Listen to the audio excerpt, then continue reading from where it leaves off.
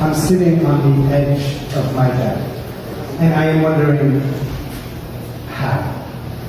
How am I going to deal with this thing? And then I open the box, and I see it. I see him. It's Jimmy, my best friend, who killed himself. And when I learned about his death, I did what almost anyone does when they lose somebody this way. I asked why. Why would somebody with close friends and a great family, why would somebody with a job that they like and a new girlfriend, why would somebody so young kill himself? I met Jimmy our freshman year, college orientation in Buffalo. Jimmy was the guy with this big laugh and this friendly smile and this hair. He had incredible hair, jet black hair, perfectly manicured, which was the opposite of mine. And so when I got over my hair envy and we talked, we became friends, good friends, close friends. The kind of friend he was that he would invite me over to his childhood home on Long Island, where we're both from, to meet his family. I did not have any friends like that. And when we got back to school in spring, and it's an April day, and it's warm out in Buffalo, it's just starting to get warm, and I'm walking over to his dorm room like I do all the time, and I knock on his door because I want to hang out with Jimmy because, well, that's what we do. Me and Jimmy, we hang out, and his roommate answers the door, and he says, he's not here. Well, where is he? I don't know. I think he's gone. Now, I can see through the door his side of the room, and most of his stuff is not there. I have his home phone number.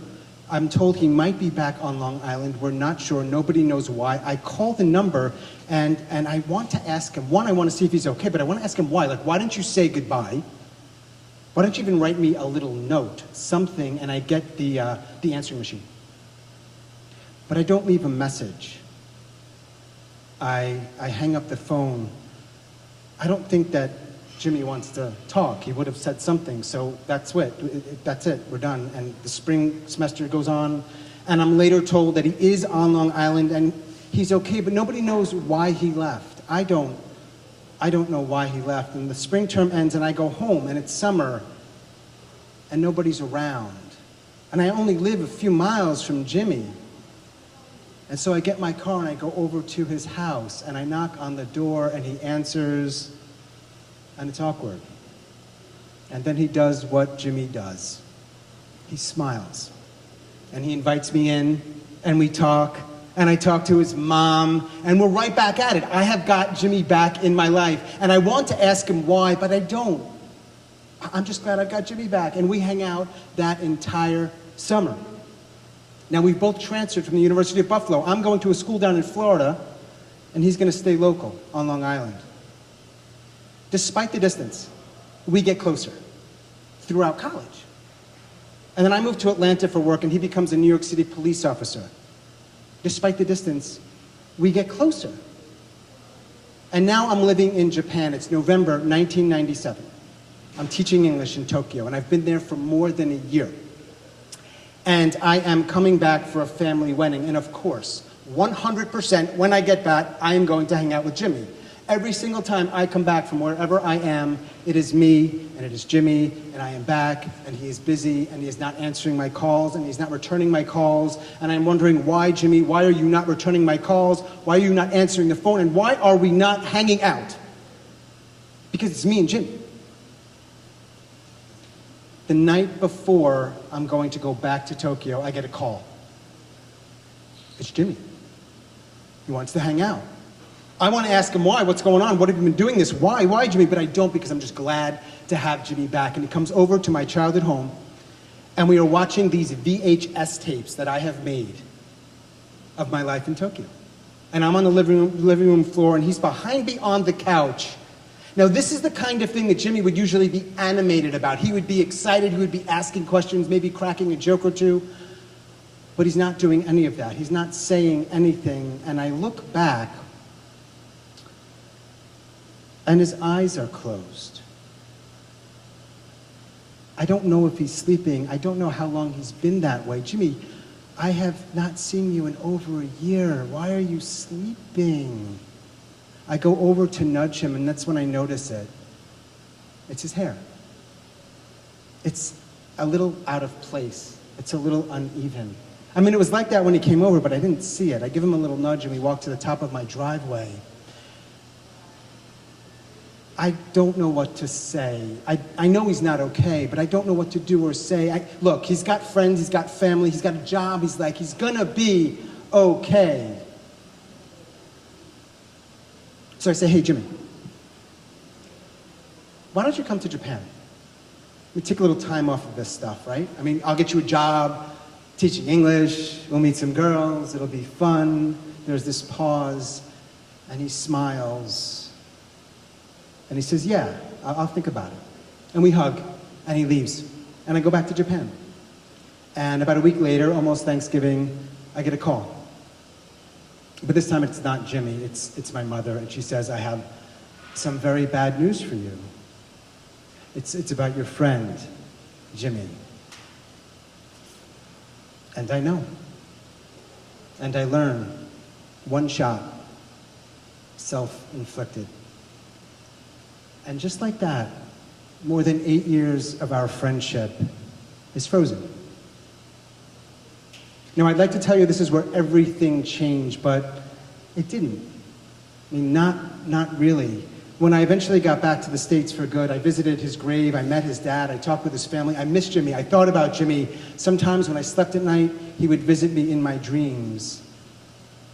But eventually, Jimmy and all of his stuff went into this box, this blue cigar box, and my life went on for a little while. And now it's the summer of 2002. And I start to get sick. And I see a doctor. And the doctor takes some tests. And the tests are negative. And she says, I'm fine. You seem fine. And I say, I don't feel fine. And I keep not feeling fine. And I go to more doctors and more doctors. Different kinds of doctors. Regular doctors, specialist doctors. They keep asking the same questions, running different kinds of tests. I'm not feeling well. They say, you seem fine. You look fine. I say, I'm not fine. But it's the same conversation over and over again. I'm not fine. They would keep asking the same question. Is it your head or is it something physical? It's something physical. I don't feel okay. I don't know where it's coming from. How long am I going to have this for? It's going on and on. It's not weeks. It's not months. It's now years. I don't feel well. 2002, 2003, 2004, 2005. I'm sick. Most people don't believe me. And I've lost a lot. I'm in pain. And I would like to tell you this is where everything changed. When you lose a friend like this to suicide, and you get sick yourself. For several years. But it's not. It's not really. I've been sick for 3 years, and Jimmy has been gone for 8. As long as we were friends. And I start to have thoughts that I have never thought about before. I don't think I want to be here anymore. I can't do this. Now, I didn't really want to die. It was the pain. It was the pain. And when I would think about it, how I was going to do it, how I was going to end my life, I would always think of Jimmy. Jimmy, who got to the precinct early one morning and put on half his uniform and went into a precinct stall, took out his gun, put his finger on the trigger and put it in his mouth. And I could understand that. I got that. My way wasn't a gun. I had my own ways that I was thinking about. Maybe a warm bath with a razor blade, maybe a chair with a noose, maybe the edge of a building. It wasn't going to be a gun, but I would always stop. And Jimmy didn't. 3 years of being sick, and I'm in New York City, and I have to move. It is the place in the world I love most. It is my home. It is my heart. But it's a tough city, and really tough when you're sick. So I'm making plans to move from New York City, and I am on the edge of my bed, and I don't know how I am going to deal with this and cope. And I open the box, and I see Jimmy's stuff, the letters, the postcards, and some photos. And I see that hair, and his smile, And I don't know exactly what it is about that moment, seeing Jimmy, that smile, but I get it. I get it. It's pain. It's that simple. It's pain.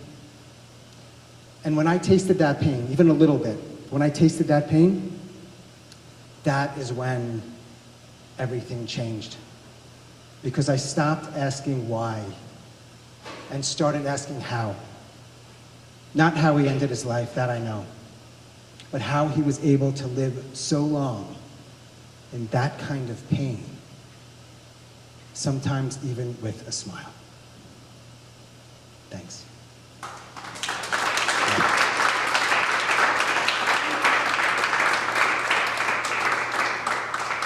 Number one, thank you very much for listening to that. I appreciate it. And for being here. If you read that information that was on your chairs, you have an idea of what grit is about, certain kinds of stories, often the stuff that we might not talk about, creating spaces for people, whether it's a story or a conversation, to have these spaces to talk. So we have 4 more storytellers this afternoon. These are 4 people that I met over the lockdown. We had an incredible Zoom relationship, as I'm sure many of you have with other people, right? But they're in different places. They all flew in for this. And so that's like, yeah. So they came here to share 4 stories. They're fantastic human beings. I believe they're fantastic storytellers. I want to encourage you, as they're sharing their stories, if you've got questions, and that could be something about the story, like maybe you have a question for me about what it's like to feel shitty for a few years. Or maybe it's about how do you put a story together, right? Or something else. I encourage you to stick around after we're done and have a conversation, because that's part of what we do, okay? So thanks again for being here.